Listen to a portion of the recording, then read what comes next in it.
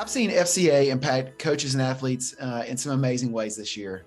We have seen incredible growth throughout this year, whether it's sending coaches to coaches' marriage retreat and seeing their marriage get renewed, to seeing some of our coaches volunteer at some of our camps this summer and see God use them in ways that I didn't expect, to all of our athletes. Our huddle numbers have grown. Whether it's the number of huddles on campuses at different schools, to the numbers inside of those huddles, with seeing more and more kids coming and being part of FCA. In the last month, we've seen over 20 kids come to Christ in our area, and that's the biggest impact and the biggest growth and what we're pointing for every year. For me, FCA has impacted coaches and athletes through the continued relationships that have been developed and established, not only with our staff, but through our volunteers. We show our coaches love just by being present and by praying with them and giving them our time and coming alongside them with just developing disciples for Christ. And the way FCA has impacted those coaches and athletes is the huddles provide leadership, a space, so to speak, for those athletes to grow in their spiritual journey. And it has encouraged the coaches because the coaches see that leadership exemplified on their teams. We've had an exceedingly great start to our year. We've impacted our huddles through training of leaders at several different schools. We're actually getting ready for a coaches appreciation dinner in January that'll celebrate their work and be free to all the coaches and spouses.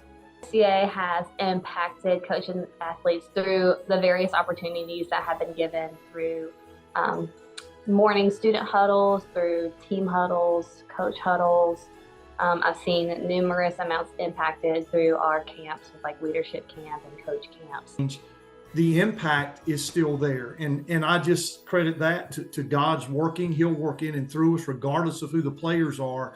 And so we've had our events have grown. For example, our Fields of Faith this year, it was twice as many. We've had 300 or so in the past. We had 600 this year, 600 plus. So we've added a few new huddles in different places, really utilizing volunteers a lot more because of the reduction in staffing, and that's been a blessing as well. So the impact has been tremendous.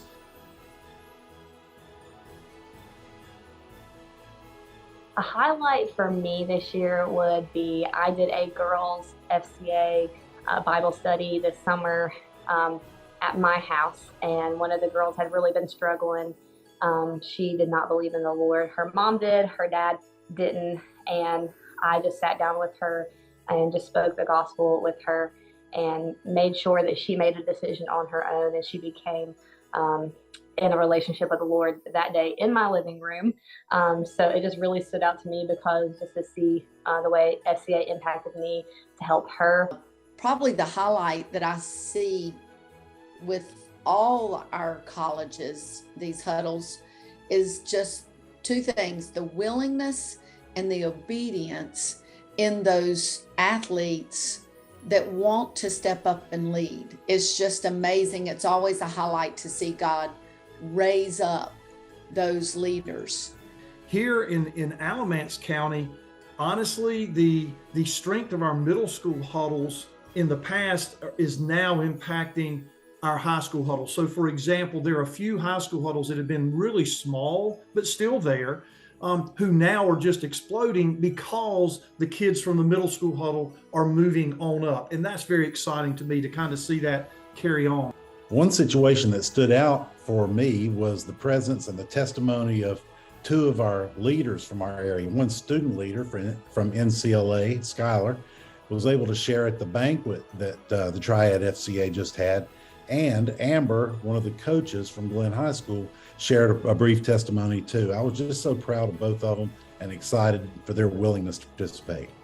My highlight moments with FCA so far this year just has been seeing our students stand up for their faith and just give a devotion in front of their peers. I've heard several different devotions this year that have just really touched me, and I just enjoy seeing their love for Jesus and their courage and confidence as they grow in Christ. The big highlight for me this year that stood out is leadership camp. I get to serve with the FCA leadership camp in Black Mountain, North Carolina in the summertime. And this summer, it was just amazing to watch. A little over 30 kids from the Triad come to leadership camp from all different kinds of schools. These are the kids that are the leaders of FCA on their campus. And to see them compete, to see them get poured into by our FCA staff, to see God move in their lives. So much so that when they left, they're on fire. They're talking about how they're going to impact their campuses. And for me, just to get to see some of them this fall, really just do amazing things and lead on their campuses. That's the highlight for me this year.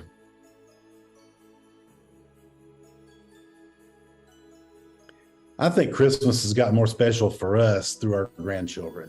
It renews the joy and the excitement watching them open gifts, but also being able to share the Christmas story with them, seeing them in their Christmas programs at church. All those are just wonderful. It really brings a lot of joy back to the holiday for us. We've had some challenges in our family, and without going into any kind of details, we're going to be more together this year than we have the past couple years. And that's a real blessing to us, and we'll see how it plays out. This holiday this year, the holidays are going to be special because I'm going on a trip to Talkeetna, Alaska, to see our youngest daughter and her husband who live there. And they also, interesting, are teachers and coaches. This year, the holidays are super special for me. Our oldest son went to college this fall at Liberty University, and so we haven't seen him very much, and we are excited to have him home, to hear how God's been using him this fall semester and see how college is going, and just being a big family once again and just enjoying time together as a family. Well, this year we found out that I'm going to have a boy in the summer, so we get to celebrate something different. We have another one coming, and also my daughter is 2 now, so she can really get excited about things. She's been excited about Christmas lights and all the other things, so she'll actually be able to enjoy opening presents and having fun and being around family. The Christmas holidays are always special to me and my family. This year actually is a little more special because we're not dealing with COVID as much as we did in the past couple of years. Christmas is such a close time for family and friends, and God has created us to have relationships. And to me, Christmas emphasizes relationships, and especially with our Savior.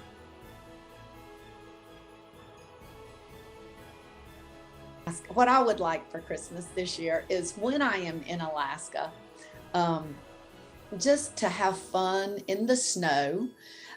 I love snow.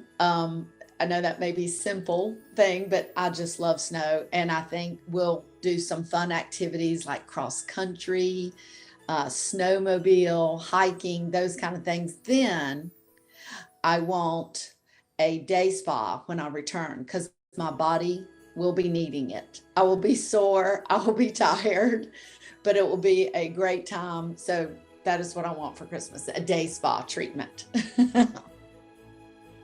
For Christmas, I would like, this is gonna be kind of weird, I want a Vitamix blender. I know that's like the weirdest thing, but I've been trying to work on eating better, and I can see being able to like blend smoothies and stuff. And so I want the fancy blender. I love golf, but I'm not a very good golfer, and I would like for Christmas some more golf balls. I enjoy golf balls, and I like to use new ones, but I lose them really fast. I think it's more what I need for Christmas than what I want. Along the lines of me being pregnant now, I cannot fit in my clothes anymore. So those would be a great thing for me, which is like very minimal and not something that seems very fun or exciting. But you know, sometimes we need things. And so I think that would be something that I need for Christmas this year. I have no special needs for Christmas. I love having my family together.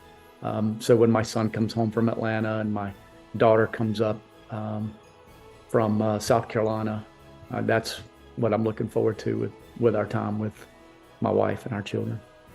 What do I want for Christmas? Okay, I'll have fun with this one. I want I want a national championship for my Tar Heel basketball team because the football team just laid an egg this past Saturday. Now I'm still a fan. I'm not hating. I'm still going to support my team, but I can't figure out my football team down there at Chapel Hill, but we'll still support them certainly. And the basketball team, I guess, is going to have to carry the weight this year and maybe try to win it all for us.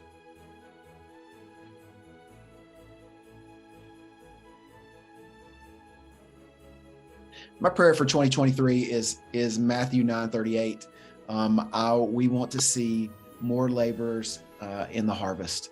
As an area director, I get to see and I get to watch volunteers, character coaches, staff people in the field, and to see how God uses a new staff person in a school is just absolutely amazing to watch the growth with FCA and coaches' lives and kids' lives. And then my prayer for FCA is that God just continues to raise up his people, the coaches, the athletes, the volunteers, our staff.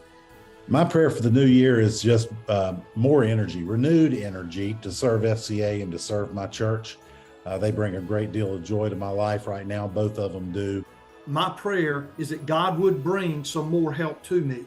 I'd rather not hire anyone than to hire the wrong person, but I need to hire somebody, but I'm just waiting for God to make that evidence. So that's got to have some more help. My prayer for the coming year is just that the Lord would help each one of us involved in FCA just to focus and be intentional in our relationship with him and through his word.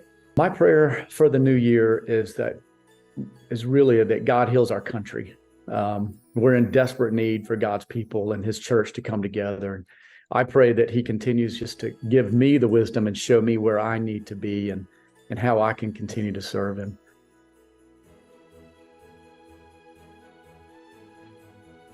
You know, if I had to think about one thing I would pray about for the rest of this academic and athletic year, I would just pray that God would continue to open the door for more student athletes and coaches to come into a salvation experience with Jesus Christ.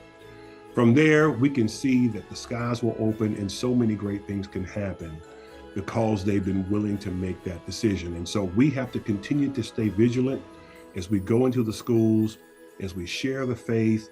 We're working with them in the huddles and Bible study, devotional time, and we see that God is doing some awesome things. Well, I'd like to just say as I close, have a very Merry Christmas and a Happy New Year. We're continuing to pray for you. God bless, and we thank you for all that you're doing.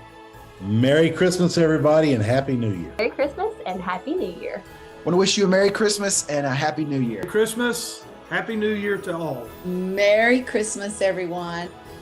I like to say a joyous new year in the Lord.